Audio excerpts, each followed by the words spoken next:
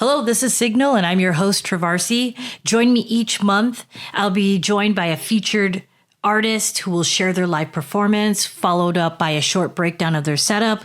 We'll talk about their music, what's happening in their lives, and the journey of being a live artist. So this month, we have Oscar Verlinden. He plays under the moniker Torc.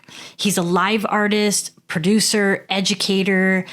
He's been producing and educating the combination of over 15 years. He's a hypnotic techno focused, I guess. Although I have heard some really cool broken beat stuff, so I do have some questions for him about that.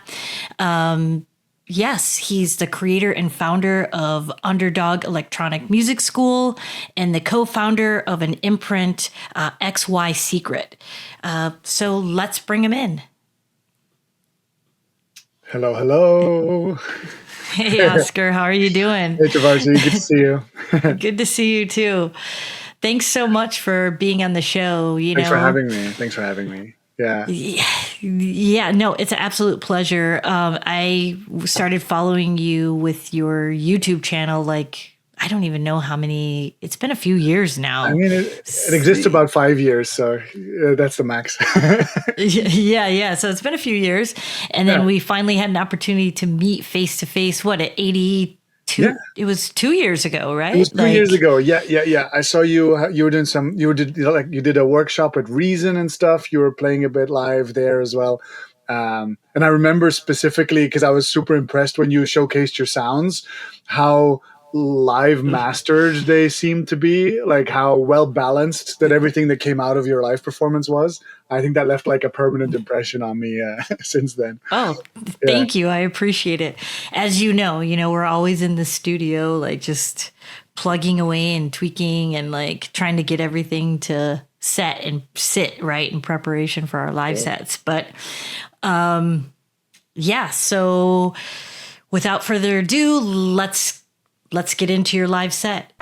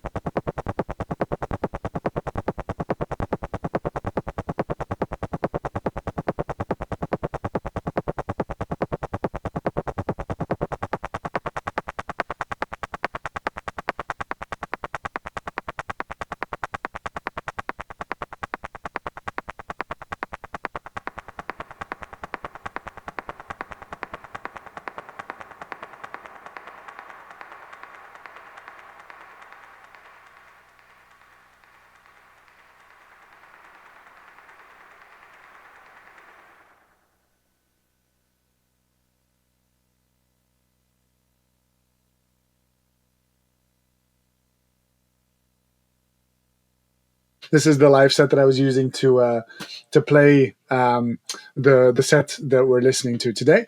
And I think straight out the gate, it's important to say that it's improvised. So it's not like I've prepared a bunch of songs that I'm playing sequentially. Some people play live like that, and that's valid.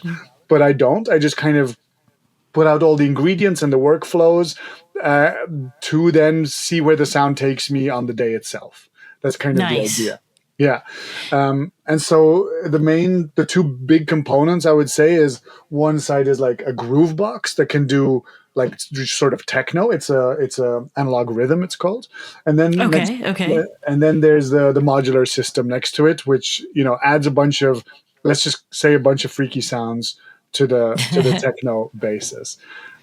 So I noticed it. So what is it? It's a 12U rig. A couple things that caught my eye when I was watching your set is the DFAM, Yeah, right? yeah, funny, The yeah. DFAM, some Geranalog module. Did I see that Yeah, yeah, right? yeah, Or yeah. okay, I've been adding a lot of Duran, like the Belgians represent. Yeah, yeah, for sure. nice, Yeah, nice. yeah, What are so just kind of just maybe just say a few modules that are in there and kind sure. of like how you're diving into creating Yeah. some of these really cool voices and I things mean, that I you're would say, like, I have about five voices in general. I would say one okay. is the entire drum track. Everything that comes out of the analog rhythm is just all percussion, let's say. Um, Okay. and then there's an entire parallel track of that going through a distortion pedal by Animal Factory Amplifiers. It's called the God Eater pedal. It's my favorite thing in the whole world. Shout out to Abby if he's listening.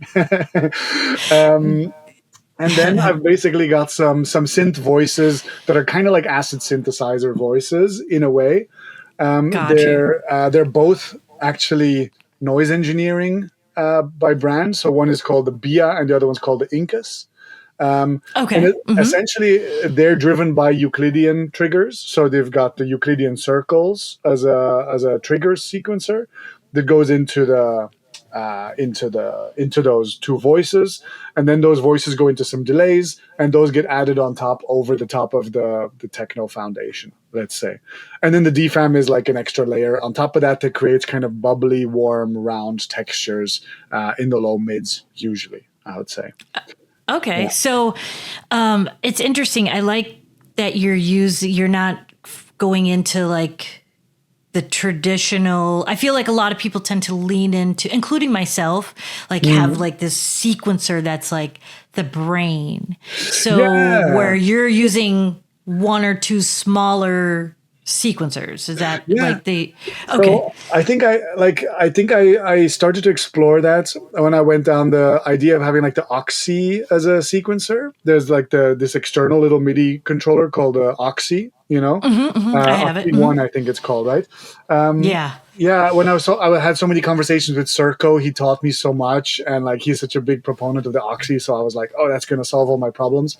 And I felt every time that I was performing that I would get a bit anxious about, oh, I've got all these patterns prepared in the Oxy, I'm going to play them like prepared songs. And it drew my brain in like a laptop would draw my brain in. And I felt like I wasn't very present with the music. And for some reason, I prefer knobs and sliders, which have almost no states behind them. They're all like very, I can see visually what's going to happen. It's more Okay. it's more steampunk in a way. It's like levers and dials rather than having this little thing that essentially is like a computer again. Right. Um, Right. yeah, so it's a bit dumber and simpler, but in that sense, it's more immediate. And right now, that's what I think I'm more happy to explore. Yeah, Yes, yes. yeah. So how do you find when you're trying to create that call and response, I guess, for when you're creating these hypnotic Mm, sort of flow? Is it do the sequencers work well? I saw the Euclidean circles. Is the yeah, Geranalog, is that the 8-step sequencer or is that just yeah. something else in there okay. Yeah. It's just an 8-step Okay. sequencer, which can do so much more because your analog modules always have like a really brainy philosophy behind them. But actually, I'm just using it like 8-step sequencers. I've got two of them in Okay. there, and basically, I actually am using them because I love the DFAM so much as a sequencer. The way it like has just 8 steps and 8 continuous CVs, you know. I found that a very inspiring thing, and so now I've ended up with two of these sequencers plus the DFAM as well. It's maybe a bit overkill, but yeah, I feel like in the set that I've sent you, one of the limits that I felt like I was coming up to was this idea of call and response, or how to do longer phrases. And so Ah, I'm now working a little bit on ideas of like more extreme clock divisions. So being able to divide my clock much longer, and then having two Euclidean patterns that are chained. So you can have like a sparse pattern. The one might go pa pa, and then suddenly it might go pa pa pa pa pa pa pa. You know, like having like a busy sparse right. alternation, or ideas like this. You know, it opens up a bit more to that. So maybe use like a type of sequential switch or something where you Yeah, could kind of extend or give yeah. that like it is extending by playing a different pattern per se or Exactly. I'm looking to like okay. add just enough complexity that I can make more interesting long things, but not so much complexity that it. Well, then at that point, I might as well just get the oxy again. You know? Yeah, Right, right. yeah, Well, I mean, I love the set. It's like it just kept flowing. It had like it had a very nice groove, and I do want to ask you like so there you always had a really nice either a rolling bass or like some sort of sub line going underneath. Was that all coming from the modular, or was that something that you pre-programmed no, in the rhythm, or both, or what are you doing there? so in the rhythm would have it has obviously a bass drum of some sorts always going, and then one or two or three low end percussive elements that are like little bits of bass things that I've resampled from here and there, and so they have their own pattern Okay, and they can create like syncopation all between them. So hopefully the low end should be relatively warm, percussive, and groovy by itself. But got then I you. do find that the DFAM helps a lot. I find that the DFAM feels almost like a bunch of sine waves that kind of add a very consistency to the low ends that I find it hard to replicate. Actually, like yeah, I always think that DFAM is very big for what it does, but then yeah, It's pretty cool. it does what it does so well that I'm like, yeah, it's going to be a tall order to replace it if I do replace it with something. So Yeah. yeah. Like, are you also running that through the God Eater, or no, or No, not, just right now the rhythm? right now the rhythm. Yeah, for Got it. right Okay. now just the rhythm. Yeah, yeah, yeah, yeah. I love the God Eater so much. Yeah, Yeah, I watched your video about it, which we'll get into talking about your YouTube yeah, channel in just a yeah, second. But yeah, it was very inspiring and super helpful. I was like, yeah, yeah. yeah. I think like there's artists like a Blawan or like a sorcery or so who are quite like raw with they make like big bold sound design choices, and I find that you can go from like a very clean drum loop, but then through the God Eater suddenly it becomes like rowdy and has all this high Like energy. Yeah, textures and yeah, stuff. yeah. It just explodes at you. Yeah. Yeah. Yeah, so I did mention your YouTube channel, but before we jump to there, let's Hmm. back up and just tell me, just for everyone that's listening, watching, where you currently are, where you're from, and just a little bit about your musical background. Yeah, cool. So I'm, yeah, where? So I'm in Belgium. I'm in Brussels, Okay. and I've been doing some form of electronic music since I want to say I was 15, 16 years old. Since someone gave me a copy of Reason in my hands. Okay. It's kind of like a doll for people who don't know it. It's like Ableton, but like a bit more weird. Let's just say it like that. A bit more weird because it kind of you have to like drag cables from here to there. And when I was 16, I got a family member gave me an album of Aphex Twin, and I was like, at that point, I was like listening to Eminem and like none, like it had nothing to do, so then you hear Aphex Twin and you're like, what the heck is this? And then you look at Reason and you go, oh, I think I can make this like random chaos in Reason, and you start to do it. And only at university was I like, oh, you can actually go to clubs. There's such a thing as club music. This is amazing. You can use the software to make club music, and sort of the rest is history. I've been doing that for the rest of my adult life. Life Okay. took me in many different directions. I did a couple of different careers as an adult, but then I discovered teaching music when I started to have like complete newbies in front of me. I was like, oh, Hmm. okay, here's some steps and here's some handholds to get started.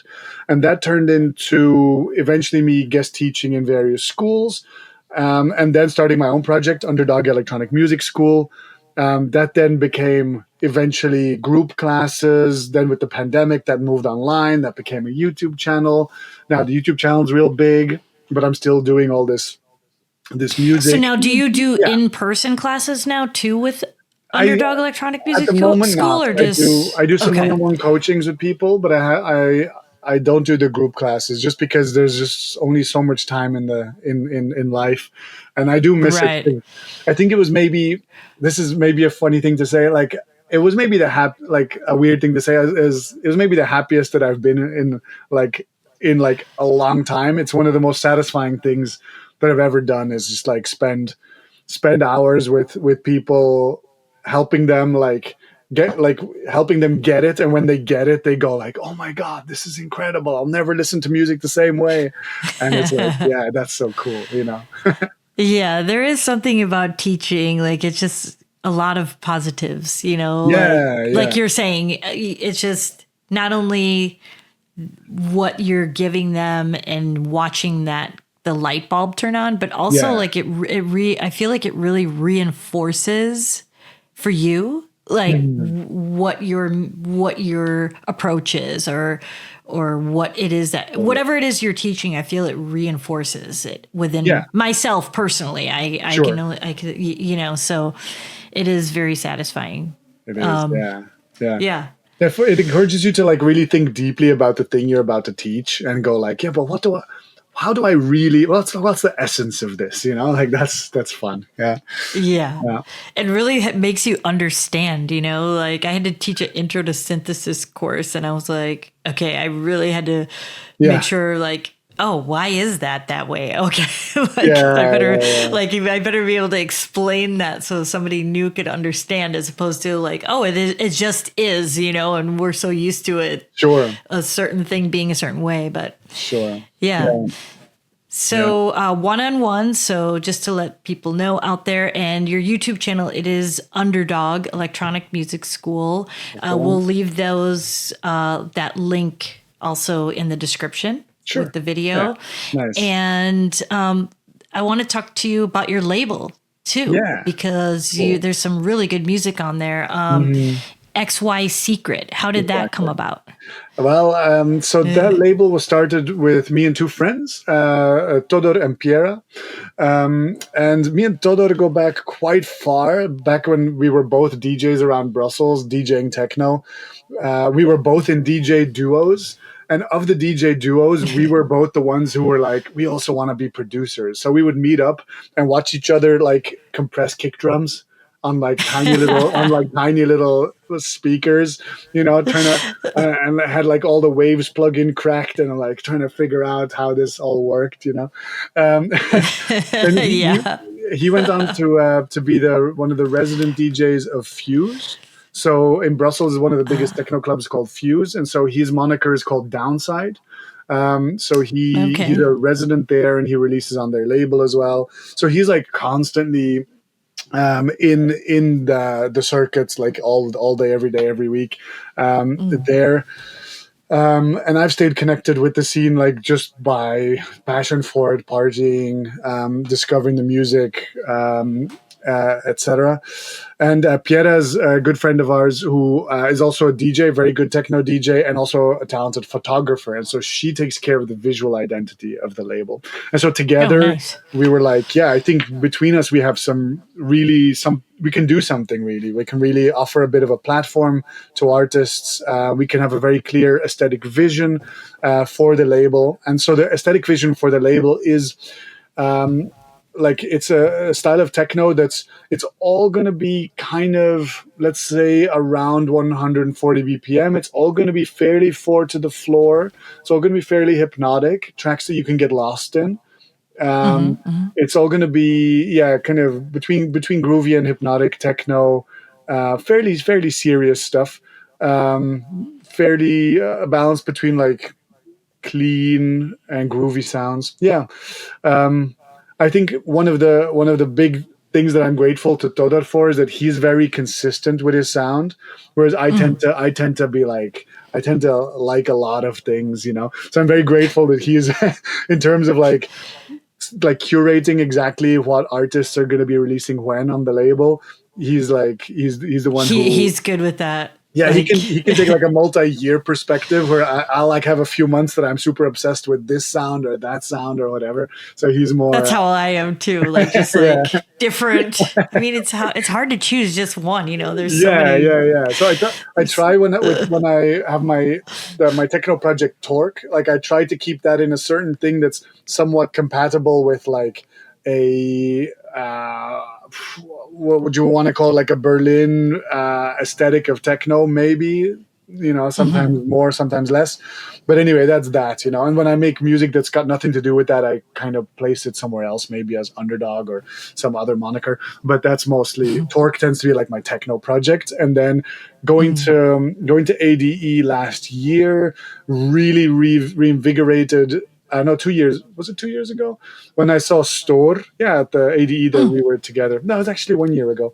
When I saw Store, I saw Fiak, King, Speedy J, Nene H, all perform at Paradiso. And when the moment I walked into that room, I was like, "Oh, this is what I want to be a part of. Like, this is what I want to contribute to. This idea of live jamming, but it's still proper Yeah, techno, you know. Like, it still really makes you move, and it's big, and it's not too experimental.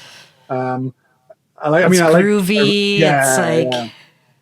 Yeah. yeah. And since then I was like, wow, okay, well, I do have all the pieces to make this. Like, I have all the knowledge, I have all the tools. Like, I really can actually walk this path. So let's go. And so since then I've been like building the instrument, trying to figure it out how I wanna do it. And that's Well, it and sounds being here. fantastic Thank what you. you're doing. So, yeah, no, love it. Can't wait to continue to follow your path and Yeah, hear what cool. else you put out.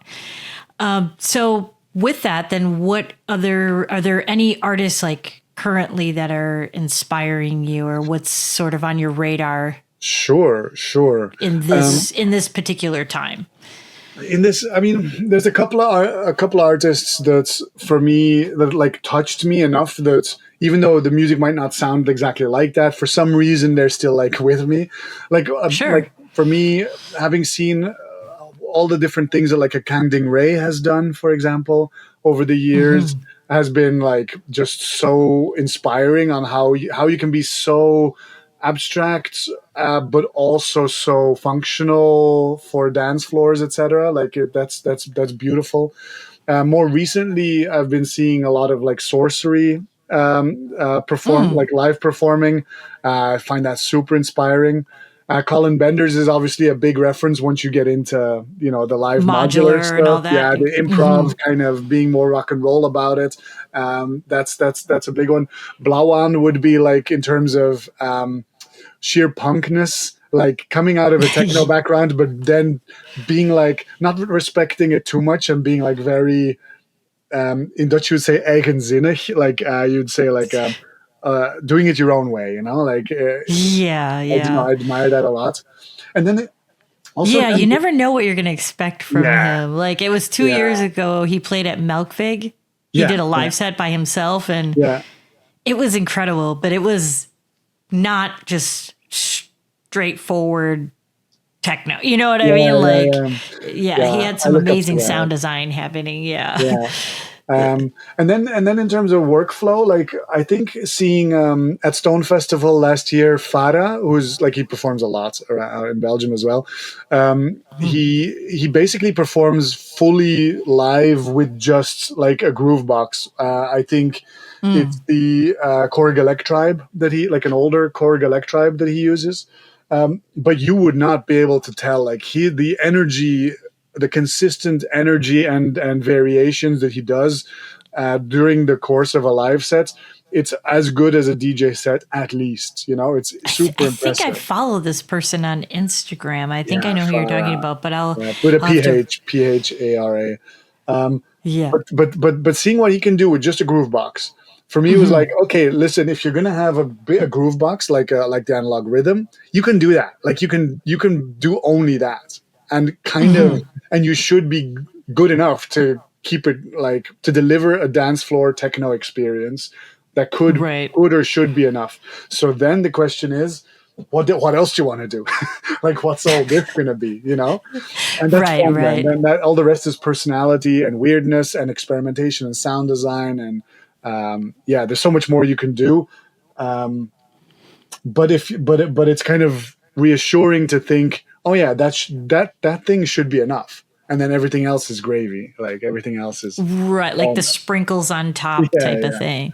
yeah. So going back to what you were when you were speaking about your approach and Mm. to the live set, are you finding that with the rhythm you're going in and creating, just getting into that and just creating the drums and different, like the mids and that, and letting that kind of be your anchor, and then going to the modular, and that's where you're like, okay, this is solid. Now Yeah. I'm gonna I, add I'm gonna say to. something controversial. Yeah, go for it. I never change pattern ever, or drum sounds at all, ever. It's one drum kit and that's it. I'm done. It's like Yeah, it's like it a sounds great. it's like, let's say So it's like a 909 or something. Like if you yeah. had a 909, you just use that, right? Um, and honestly, it's I think you're to blame. I think when I asked you at ADE, how do you get your sounds to sound so good? You were like, well, I mean, I master my sounds before playing them. So like, I've gotten the mix to such a good point that it's gonna sound pretty balanced and good. And so I was like, that's the way to do it. So I went into Ableton and I made a little drum rack and I designed all my little drum sounds and then mastered them at the level of the individual sounds so that collectively they sound like a master track. Exported Right. each of those sounds, brought them in here, and that's my drum kit forever.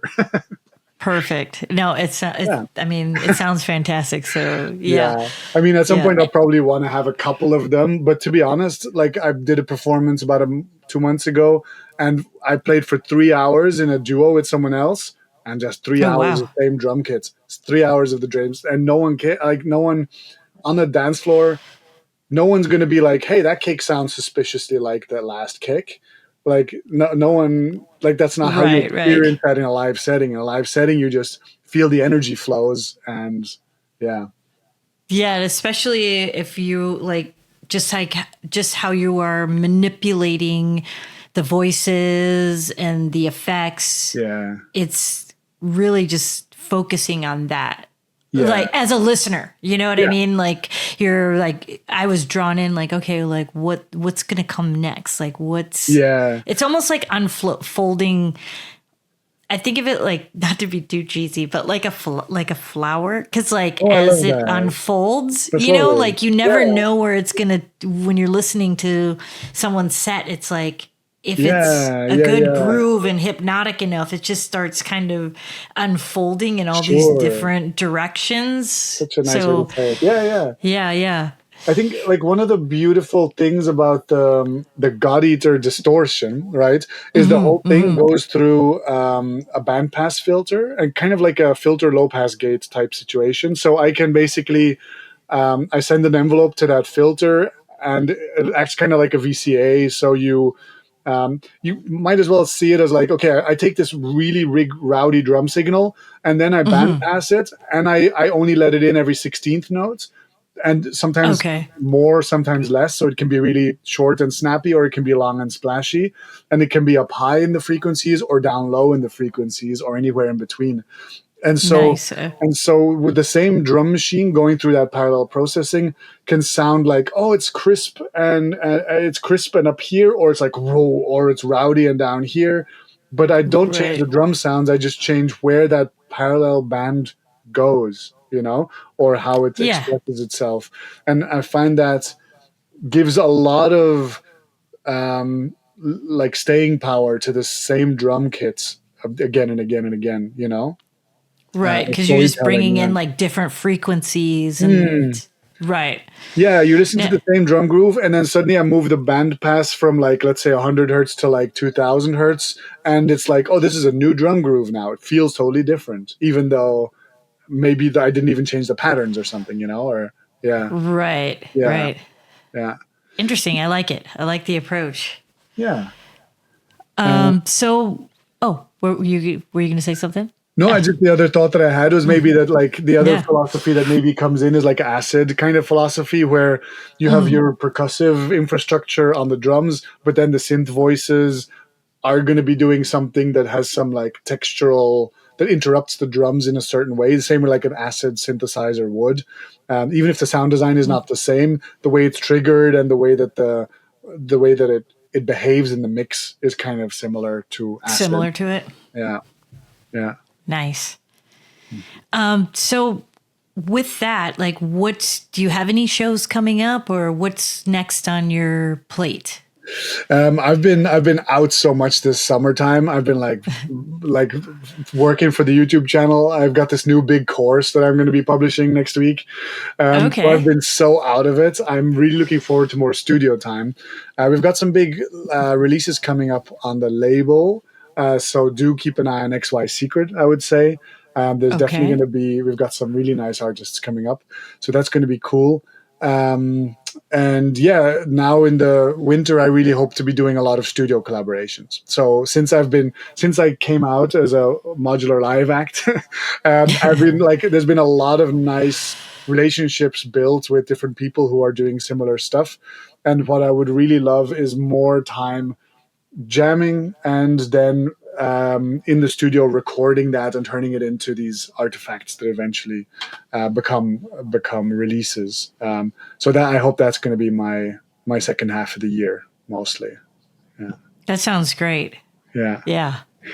It's a nice balance, and more about that course too. So just to let people know to be on the lookout, I sure, will include your links for the label as well as your YouTube channel, just so yeah, people can, cool. be I aware of appreciate what's that. coming up. I Yeah, of appreciate that. course. That's nice. Of course.